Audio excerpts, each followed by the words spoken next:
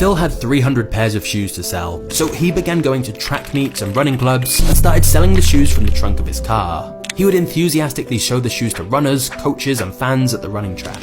His commitment and drive, together with Bowerman's connections, saw them sell out all 300 pairs within just 3 months. It was interesting, because in the past when Phil had tried sales, he'd failed horribly, but that was when he was selling encyclopedias door to door. When it came to these running shoes, selling them seemed strangely easy, and Phil felt that was because customers could sense his personal belief in the product. His conviction that these shoes genuinely were better than alternatives made people want to buy them.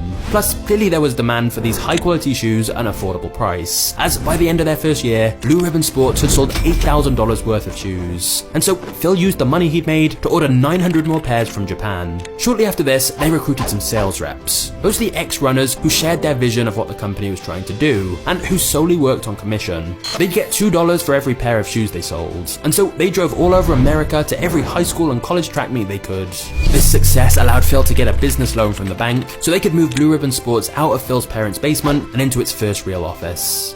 However, since Bowerman still had a full-time job, Phil decided to hire the company's first full-time employee, Jeff Johnson, the man who would later go on to come up with the company's iconic name, Nike. But for now, they were still called Blue Ribbon Sports. And with sales rising rapidly, in 1966, they were able to open their own retail store to sell their shoes. A clever move they made was they designed the store to be a sanctuary for runners, a place they could hang out and talk, and browse shelves full of books related to running, which helped them attract a lot of attention to the store. And whilst Phil and the new employee Johnson worked on the business side of the operations, Bowerman was handling the creative side of things. For example, Bowerman began to tinker with the shoe designs. Once a shipment arrived from Japan, he would take a few shoes and rip them apart to see how they were designed. Once he'd studied the shoe, he would make notes on how to improve them. These notes were then sent to the manufacturer in Japan, asking for changes to be made before the next shipments. You could say that Bowerman was basically now designing Onitsuka's shoes for them. Around this time, Bowerman also started coaching popular runners and future Olympians, helping to build their brand further and sell even more shoes. And not just that, but Bowerman almost single-handedly made jogging popular.